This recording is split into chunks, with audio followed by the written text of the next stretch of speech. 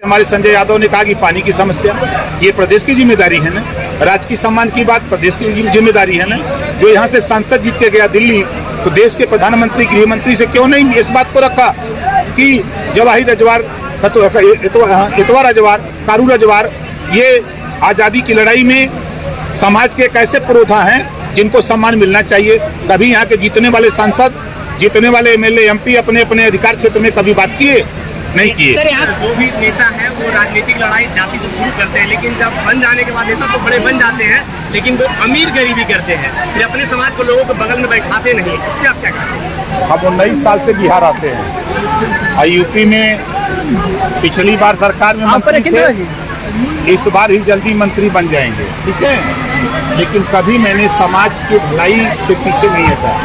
समाज के हित को लेकर के जब सरकार से पंगा हुआ तो मैंने मंत्री पद छोड़ दिया था, पता है ना जी। हम और नेताओं से वो नेता नहीं है। आज आपने देखा जो भीड़ यहाँ आई थी अपने पैसे से आई थी, है ना। एक साथ बिहार की राजनीति में एक पहला कदम है, गरीबों के, वंचितों को, शोषितों के विकास के तरफ जाने का ये पहला कदम है। सर, इस समाज का एक भी विधायक नहीं है, प्रतिनिधित्व करता नहीं है, सांसद है। इसके जिम्मेदार यहाँ की सरकार और दिल्ली की जो सरकारें चलाने वाले लोग हैं, वही ना जिम्मेदार हैं। हम तो इनको ताकत दे रहे हैं कि आप अपने हक के लिए जागृत हो, अपने अधिकार के लिए जागृत हो, आपको राजनीतिक भागीदारी मिले, सांस्कृतिक मिले, सामाजिक हिस्सेदारी मिले, नौकरियों में हिस्सेदारी मिले, सब जगह आपको भागीदारी मिले। जब आप संगठित होकर के, एकजुट होकर के आप लड़ोगे और नेताओं के साथ जाना बंद कर दो, अपने हक की लड़ाई खुद लड़ो, तब आपका भला होगा। क्या सर आप बीजेपी में मंत्री बनने के लिए गए? बीजेपी में आप मंत्री बनने के लिए गए हैं क्या? आप बिहार कब से आते हैं? 19 साल से। आप अभी बोले कि मंत्री बनने जा रहे हैं। देखिए, हम एनडीए में शामिल हैं वंचित शोषितों को अधिकार दिलाने के लिए। आज अभी जैसे समस्या यहाँ यूपी की बात मैं कर रहा हूँ, बिहार के नहीं। आज यहाँ जैसे हमारे संजय यादव ने कहा कि पानी की समस्या ये प्रदेश की जिम्मेदारी है ना, राजकीय सम्मान की बात प्रदेश की जिम्मेदारी है ना। जो यहाँ से सांसद जीत के गया दिल्ली, तो देश के प्रधानमंत्री गृह मंत्री से क्यों नहीं इस बात को रखा कि जवाहिर रजवार, इतवा रजवार, कारू रजवार, ये आज़ादी की लड़ाई में समाज के कैसे पुरोधा हैं जिनको सम्मान मिलना चाहिए। कभी यहाँ के जीतने वाले सांसद, जीतने वाले एमएलए, एमपी अपने अपने अधिकार क्षेत्र में कभी बात किए नहीं किए। सर, यहाँ तो सरकार कहती है कि हम दलितों के हितैषी हैं। 2024 में आपके पार्टी का चुनाव लड़ेगी सर? 100% लड़ेगी। 100%। कितने सीटों पर उम्मीद है सर? देखिए, हम 40 सीट पर तैयारी कर रहे हैं। 40 आपको आसन लगेगा।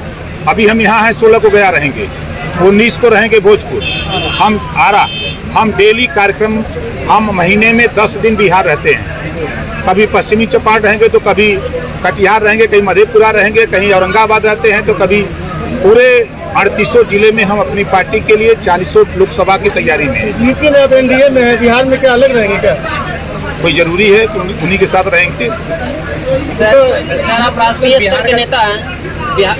देश में सर अभी एक मुद्दा चल रहा है इंडिया और भारत को लेकर, इसमें आपका क्या राय है? देखिए, बेवजह का मुद्दा विपक्ष के लोग छेड़ रहे हैं। आप अगर देखिए, अगर हम फिल्मी दुनिया से चलें, एक हीरो ने गाना गाया, भारत का रहने वाला हूँ, भारत की बात बताता हूँ।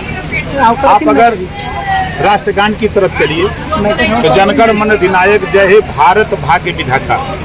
और ये पता नहीं जो कांग्रेस आज कह रही है, 1949 में कांग्रेस के विधायक सांसद ने ही दिल्ली में प्रस्ताव ले आए थे कि इंडिया का नाम बदल करके भारत कर दिया जाए। वो करीब 1.5 दर्जन बार प्रस्ताव दिल्ली में आया और माननीय मुलायम सिंह यादव जी ने भी इस प्रस्ताव को स्वीकार किया था।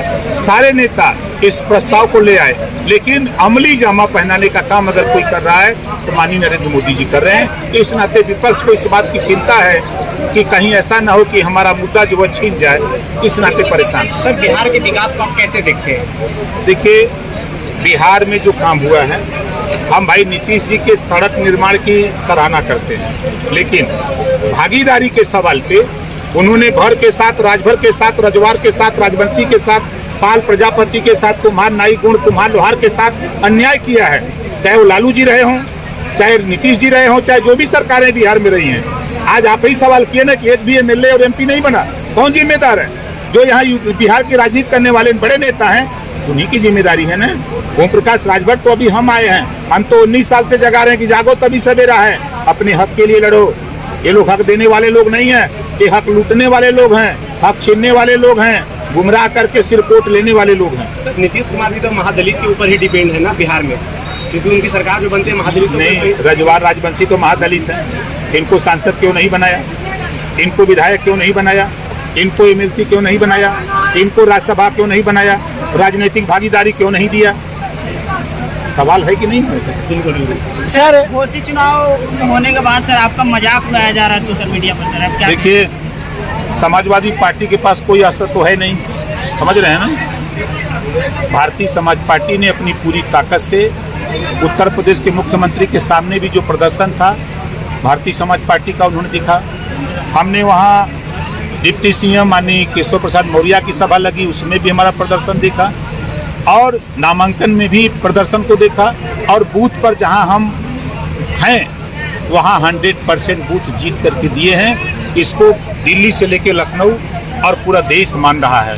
समाजवादी पार्टी का अहंकार, रावण का अहंकार चकनाचूर हुआ है, कई समाजवादी पार्टी का अहंकार का है। लेकिन फिर भी सर एक बड़ा मार्जिन से वहाँ के जो प्रत्याशी हारे हैं। तो नहीं, देखिए आप मध्य प्रदेश जाइए, जिन कांग्रेसियों ने बीजेपी ज्वाइन की, जिनको टिकट मिला उसमें से 7 लोग हार गए, है ना प्रमाण।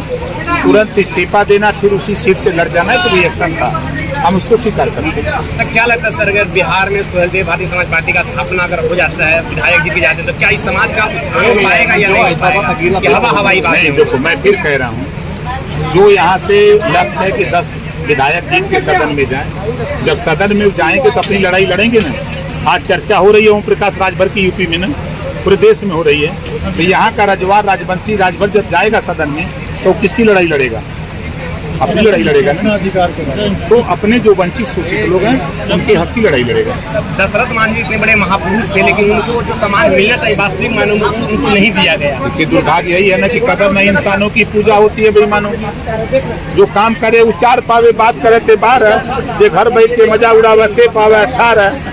सर अब जिस पार्टी में अलायंस है बीजेपी में, ये उज्ज्वला योजना के तहत हर गरीबों के घर में सिलेंडर दिया जाता है, कनेक्शन दिया जाता है, लेकिन दशरथ मांझी जी के परिवार में सिलेंडर अभी भी गैस पे चूल्हा पे खाना बनता है, गैस उनके घर में नहीं है। देखिए, जो सरकार की मंशा है उस मंशा से ही आप स्वीकार कर रहे हो ना कि गैस सिलेंडर उनके घर तक पहुंचा नहीं है सर। अगर नहीं है तो गैस सिलेंडर फिर नई स्कीम में जिनको नहीं मिला उनको देने की तैयारी सरकार आदेश कर दिया है, उनको फिर से देने की तैयारी हो गई है।